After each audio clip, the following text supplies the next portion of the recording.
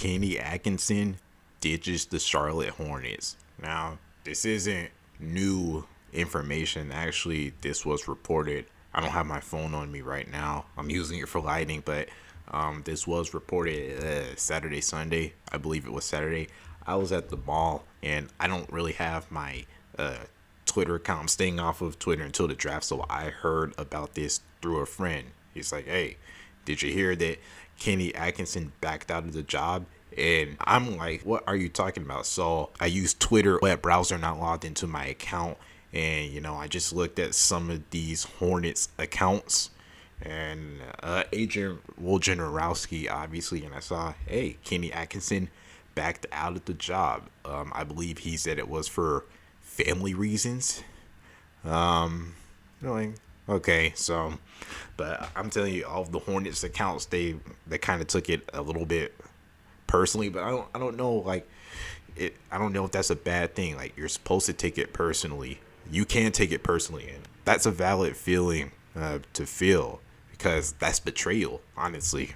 But my thoughts on it, but that's why I didn't make the video right away, because I don't really have much to say about it. I kind of always thought that this was a possibility.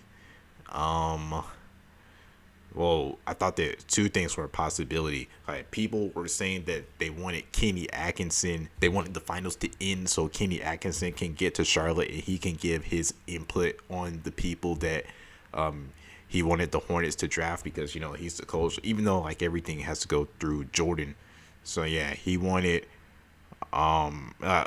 everyone wanted the finals to end early, but I always thought that there was a possibility that it might be kind of irrelevant, because he's around these Warriors players, and like he has to celebrate the championship and all that, so he might not get to Charlotte with any significant time to make a decision like that. Then I also thought that there was a possibility that he might resign with the Warriors. Like, that was such a risky move, because they were still in the playoffs, and I believe at the time, although ESPN favored the Celtics, no, they were a young, not an inexperienced team, but they don't have the championships. So no, so maybe if you lose that, you go to Charlotte, but you win that, and hey, like, look at this Warriors team that you're building. You might be around for another 4 or 5 years.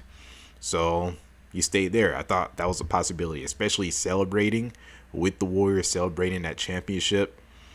I just thought that was the main factor. Apparently, it was because of his family, but like, I'm not believing that.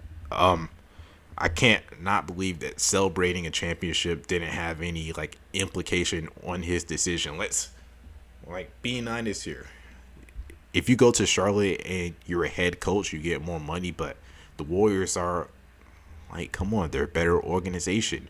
And another thing that people have been speculating is that there was probably like a little deal that Steve Kerr, I don't know when he's retiring. He seems like he's never going to retire. Like, he's just going to be in the NBA forever. But like, that was kind of confusing, because someone said like 3 or 4 years of Steve Kerr.